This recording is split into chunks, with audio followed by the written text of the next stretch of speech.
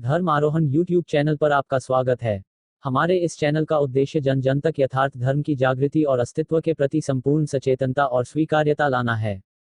आप हमारे प्रयास को सफल बनाने और इसमें सहयोग करने में सहायक हो सकते हैं तथा अपनी भागीदारी द्वारा ये सुनिश्चित कर सकते हैं कि आप इस सृष्टि में खुशहाली लाने में योगदान दे रहे हैं।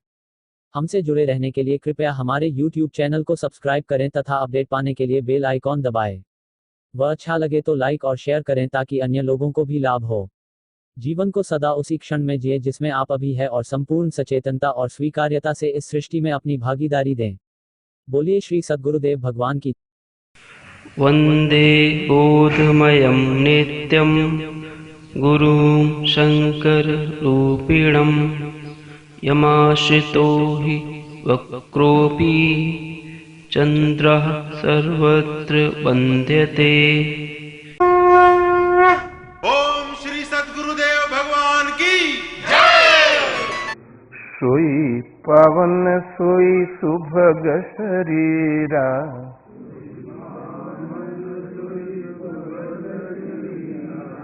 जो तन पाई भजिए रघुवीरा।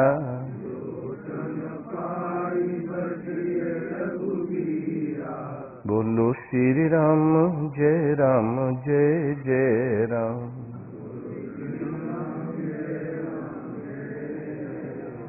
ओम जय सिया राम जय जय सिया राम।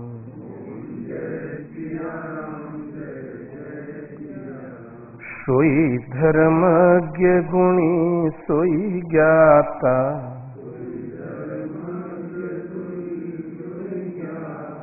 सोई महिमंडित पंडित दाता।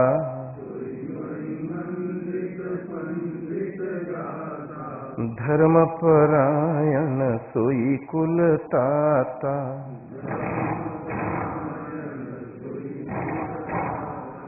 राम चरण जाकर मन राता।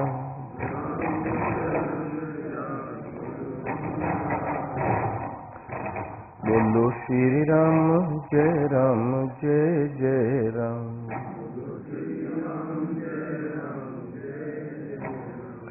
तीर्थाटन साधन समुदायी,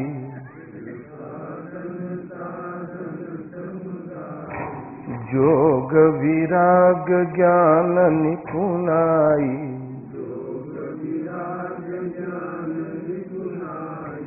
नाना कर्म धर्म व्रत दाना।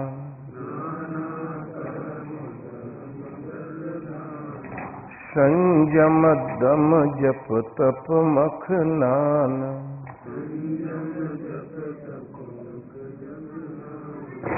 भूत दया द्विज गुरु सेवकाई।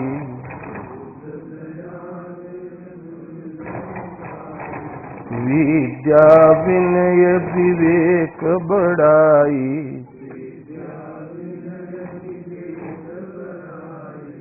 जहाँ लगी साधन वेद बखानी।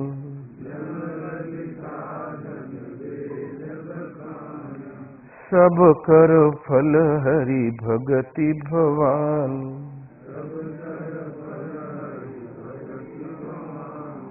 बोलो श्री राम जय जय राम।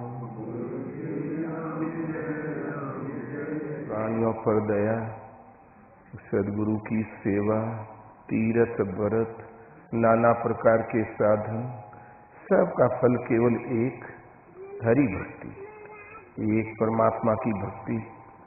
कागभूषण को एक बार परमात्मा ने दर्शन ही दे दिया और बहुत प्रसन्न हुए।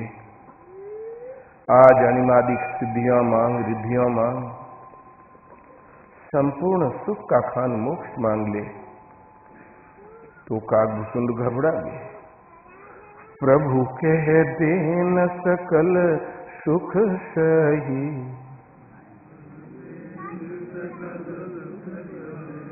भक्ति आपनी देन न कही। भगतिहीन सब सुख गुण ऐसे,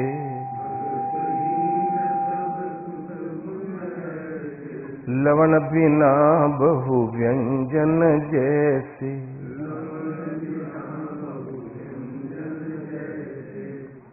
भक्ति के हीन सुख और गुण किस काम के, भक्ति के हीन मोक्ष ही किस काम का। ऐसा विचार के कागभूषण ने कहा, प्रभु हमें भक्ति ही प्रदान करें।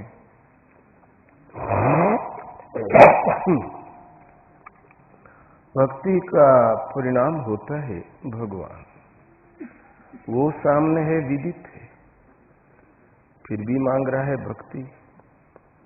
आखिर भक्ति है क्या? विभक्ति माने होता है विभाजन, अलगोजी, और भक्ति माने होता है जुड़ना, समाहित होना।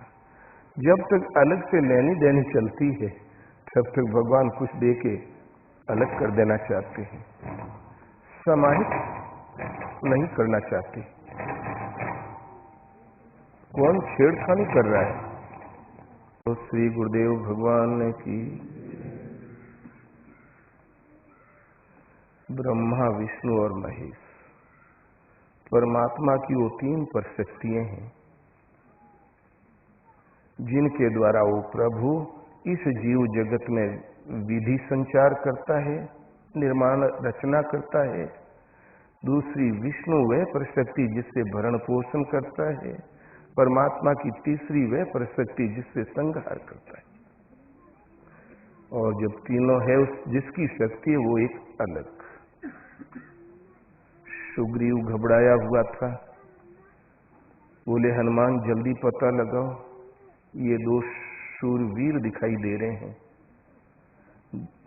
बाली भैया का मन मैला है, कहीं हमारी हत्या के लिए तो नहीं भेज दिया। इशारा कर देना, मैं भाग जाऊंगा।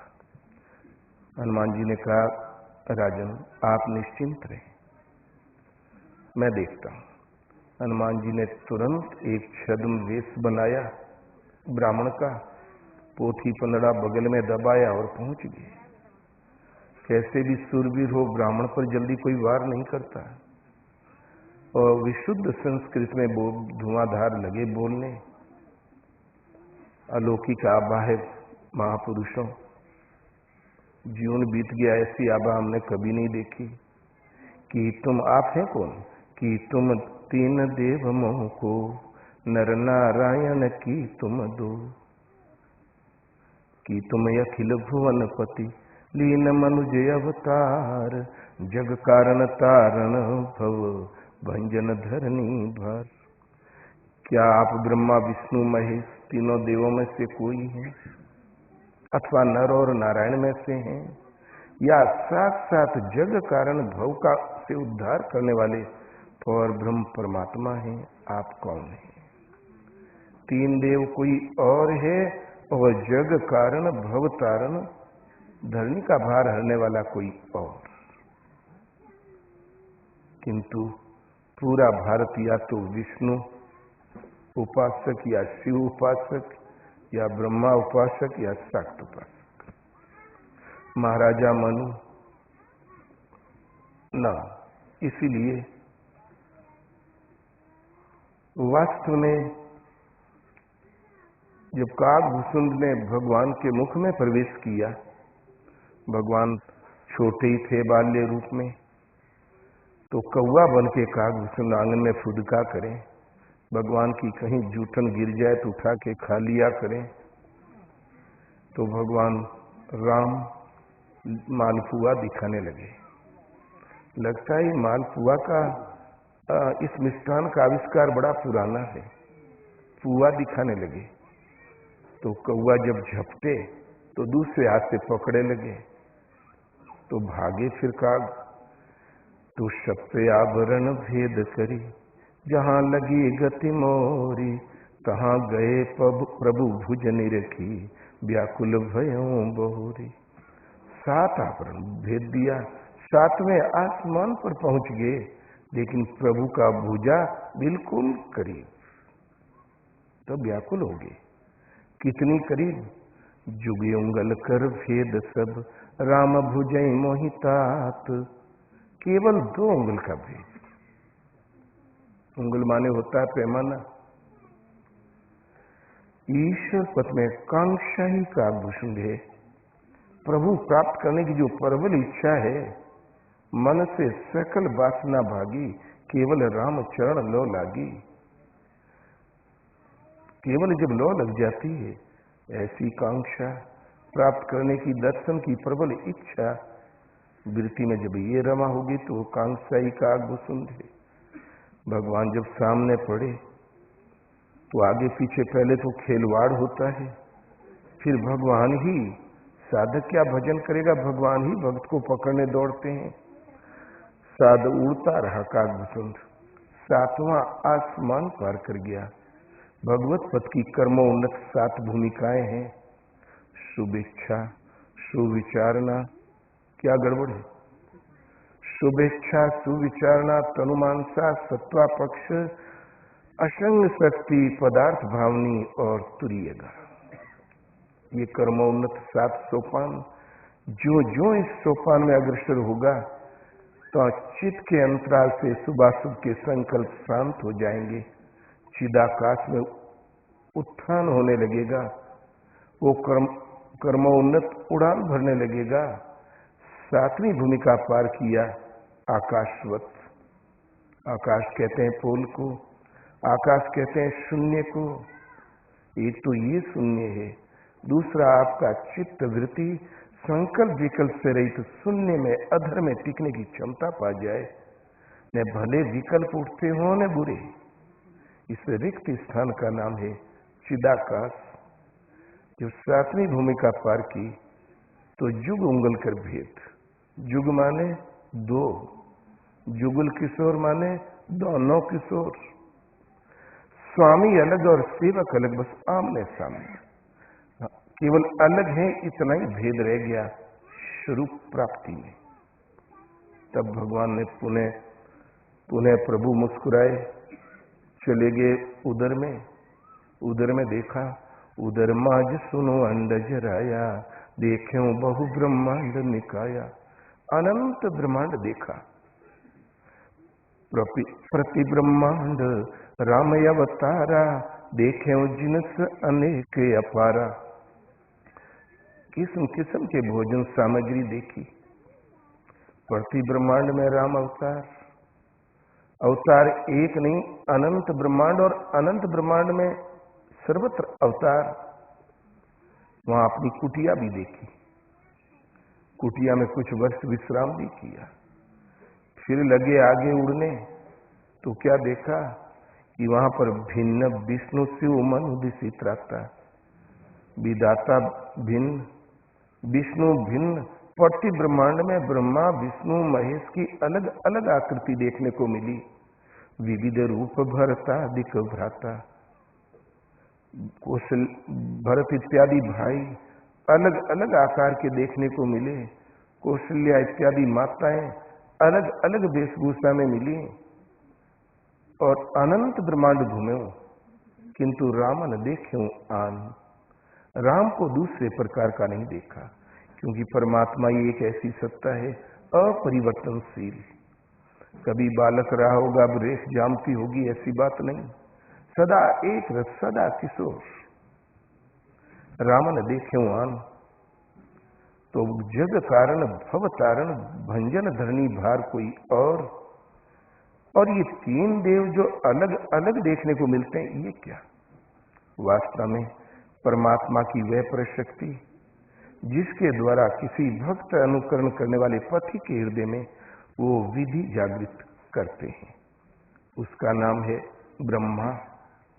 ईश्वरीय भजन की साधना जागृत करते हैं, अपने तक पहुंचने वाली साधन विधि का सूत्रपात करते हैं, फिर साथ रह के उसको संपादित करते हैं। उसका नाम है ब्रह्मा, वो रचनाकार। और ये है अनंत। और उस विधि के अनुसार जहां साधना थोड़ी उन्नत हुई तो अगले स्टेप में आता है विष्णु। विश्व अणु से विष्णु, परमात्मा की वह परिशक्ति जो अणु रूप से व्याप्त है और सबका भरण पोषण करती है, योग क्षेम करती है। भगवान कृष्ण कहते हैं अनन्य भाव से जो मुझे चिंतन करता है, सतत चिंतन करता है, अनन्यास चिंतयन्तो माम ये जना पर्युपासते, लेस मात्र भी त्रुटि न रखकर उपासना करते हैं, तेसाम नित्याभियुक्ता नाम योगक्षेमम वहाम्यहम्। नित्य मुझसे युक्त उन भक्तों का योग क्षेम, योग की सुरक्षा का भार मैं वहन करता हूँ। तो परमात्मा की वह प्रशक्ति जो योग क्षेम करती है, संरक्षण देती है, विष्णु। तीसरी वो प्रशक्ति शिव जो संहार करती है। सुबह शुभ परित्यागी भक्तिमान में प्रियो न रहा। शुभ वे जो परमात्मा की ओर ले चले, अशुभ वे है जो प्रकृति में भरमाए। ये दोनों का जो अंत है, वहां अंत संहार करने वाली प्रशक्ति शिव है। इधर संहार, उधर स्थिति, दोनों एक क्षण में होता है। इस क्षण संहार, दूसरे क्षण स्थिति। इसलिए शिव का दो प्रकार उभयमुखी प्रयोग होता है। एक तो संहार करने वाली प्रशक्ति, दूसरी कै पूजनीयम शिव तत्व निष्ठा। सृष्टि में पूजनीय कौन है? उस कल्याण तत्व में स्थित है। संहार के पश्चात जो रहनी, उस आत्म तृप्त और आत्म स्थित उस रहनी में जो स्थित है, वह महापुरुष।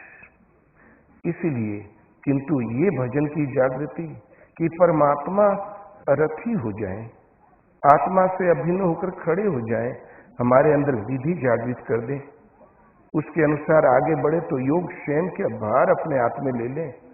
साधना और सूक्ष्म हुई तो शुभाशुभ संस्कारों की रेखा ही काट दें, रिकॉर्ड ही तोड़ दें और तोड़कर तत्क्षण स्थिति प्रवेश दिला दें।